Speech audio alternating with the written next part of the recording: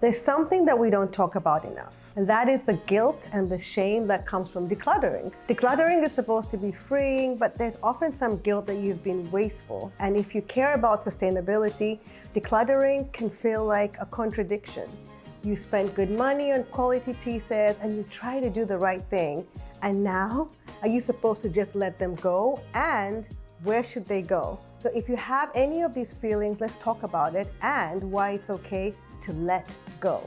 Before we get into it, I will share my story as a sustainability author and advocate who needs to let go of a big chunk of her intentional, high quality, unloved wardrobe. My entire closet used to be black pants, black sweaters, black t-shirts, black jackets, black dresses.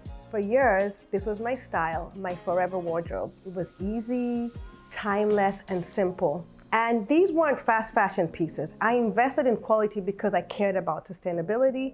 I wanted to build something that would last.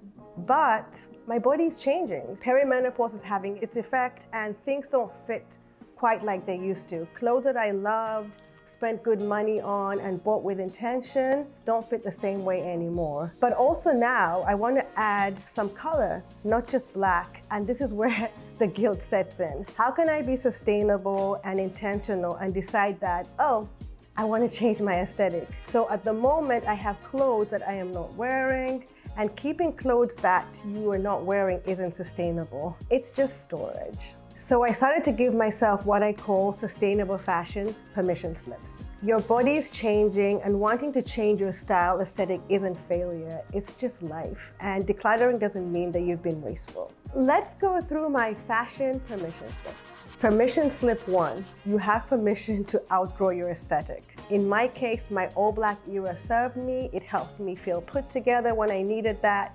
It felt chic. It was easy, but I'm not that person anymore. And it isn't about trends. I didn't suddenly change because black was out. It's been years of wanting change, and I just need more dopamine and more color in my wardrobe. But here is the thing about decluttering quality pieces. Since I bought fewer, better quality things, there actually is less to rehome. The quality means that the next person will get years of use from them. But let's say that you don't have an intentional wardrobe. You're still allowed to desire change, but for your next act, buy less and buy better. It's so much easier to have less stuff. Permission slip 2, you have permission to stop following non-existent style rules. A lot of my wardrobe was built around style rules that I imposed on myself. Minimal, practical, unfussy. I was a busy on-the-go New Yorker, and I thought that mostly black was practical. But now I'm like, maybe that's not the case, and nobody made up this rule. This is not the Matrix. Funny story. One day I wore black jeans, a black sweater, black platform boots, and a long black jacket, and my sister said, "Are you in the Matrix or something?" So maybe I took it a little too far. New York is kind of crazy, but it isn't the Matrix. All black isn't a necessary style rule. I still like to keep my style simple. I'm not suddenly becoming a maximalist, but I just want a blue sweater for a change. Same style, just not all black. Permission slip 3, you have permission to buy new clothes. This feels counterintuitive. Isn't buying new clothes the whole problem? Isn't this why we have clothes piling up in landfills? But buying new clothes can be intentional, and your new clothes can be thrifted. Thrifted clothes might be secondhand, but they're new clothes to your wardrobe. So don't just rush and shop, be intentional.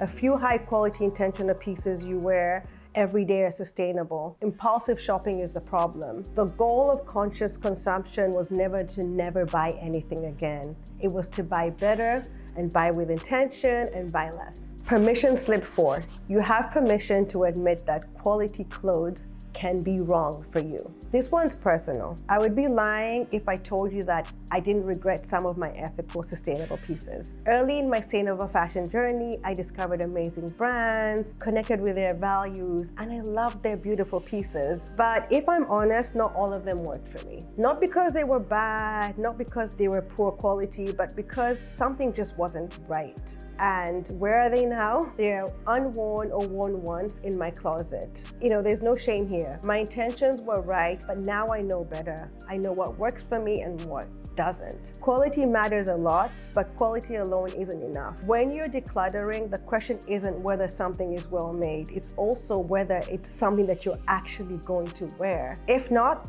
that's a good reason to let it go. Permission slip 5. You have permission to rehome. And this is where the guilt can fade if you let it and are willing to rehome and donate your clothes. Decluttering doesn't mean a landfill. It means that you're giving a piece the chance to be genuinely loved by someone it actually fits and whose style it matches. And you have options. You can donate, there's resale, there's consignment, there's clothing swaps, gifting to a friend, or donating to an organization that gives professional clothes to people that need it. Sustainable decluttering takes more time and effort, but it's better than just throwing things away, and it takes away a lot of the guilt. The most sustainable thing isn't about keeping something forever. Sometimes it's letting it go so it can actually be used. Clothes that carried you through one chapter can help somebody else through theirs, and that's beautiful, honestly. If you want some pro tips on how you can declutter guilt-free, I wrote a whole chapter in my book, Sustainable Fashion for Dummies. Before I wrap up, I want to be clear about something. These permission slips aren't a green light for an impulsive Shein haul, only to have to do a declutter again in 3 months. Changes to your wardrobe should be intentional. So what are you doing to be intentional with your wardrobe this season?